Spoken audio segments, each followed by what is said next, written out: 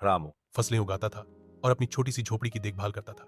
एक गर्मी में एक भयानक तूफान आया और उसने उसकी झोपड़ी को पूरी तरह से नष्ट कर दिया। उसके सिर पर छत नहीं होने के कारण रामू एक पेड़ के नीचे उदास बैठा था, यह सोचकर कि वह एक नया घर कैसे बनाएगा। वहां बैठे हुए रामू ने ब्रा में सरसराहट सुनी, ऊपर कई इंच। यह बंटू नाम का एक बंदर था जिसने भी उसी तूफान में अपना पेड़ वाला घर खो दिया था। बंटू नीचे उतरा और रामू के बगल में बैठ गया। तुम उदास लग रहे हो, बंटू ने कहा। मैंने अपना घर खो दिया, रामू ने जवाब दिया। मैं बहुत अच्छा, बंदर ने कहा। क्यों ना हम एक साथ एक नया घर बनाएं? रामू हैरान था लेकिन मुस्कुराया।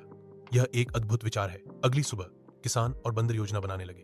उन्होंने तय किया कि एक मजबूत बड़ा घर बनाएं, जंगल के पास जहां वे दोनों रह सके। रामू भूतल बनाएगा और बंटू एक पेड़ घर जैसी ऊपरी मंजिल बनाएगा जहां वह झूल सके और सो सके। उन्होंने काम किया दिन और रात। रामू ने लकड़ी, मिट्टी और पत्थर इकट्ठा किए, जबकि बंटू मजबूत शाखाएं और पत्तियां खोजने के लिए पेड़ों पर चढ़ गया। जब रामू ने नीम खोदी तो बंटू ने उसकी ताई से बंधी एक बाल्टी का उपयोग करके पत्थर ले जाने में मदद की। जब रामू थक गया तो बंटू उसे खाने के लिए जंगल से फल लाया। वे एक साथ हंसे, खाना साझा किया और सच्चे दोस्तों की तरह एक दूसरे की मदद की। धीरे धीरे घर आकार लेने लगा। दीवारें मजबूत थे, छत ऊंची थी और सबसे ऊपरी मंजिल पर बंटू के झूलने के लिए रस्सियां और शाखाएं थीं। रामू ने एक सीढ़ी भी बनाई ताकि वह ऊपर बंटू से मिल सके। कई हफ्तों की कड़ी मेहनत के बाद उनका सपना घर तैयार था।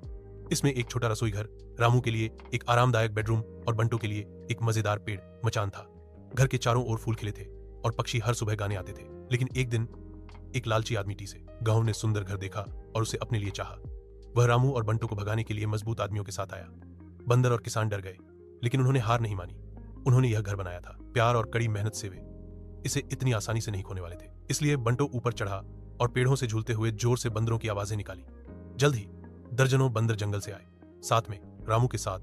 उन्होंने लालची आदमियों को डरा दिया। जिन ग्रामीणों ने यह देखा, उन्होंने रामू और बंटू के लिए जयकार किया।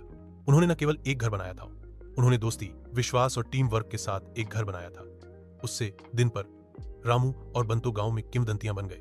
लोग उनसे कड़ी मेहनत और दोस्ती का मूल्य सीखने आते थे और हर रात तारों भरे आकाश के नीचे किसान और बंदर बैठते थे। वे अपने सुंदर घर के बरामदे पर बैठे थे, खुश थे और उस पर गर्व था जो उन्होंने मिलकर बनाया था।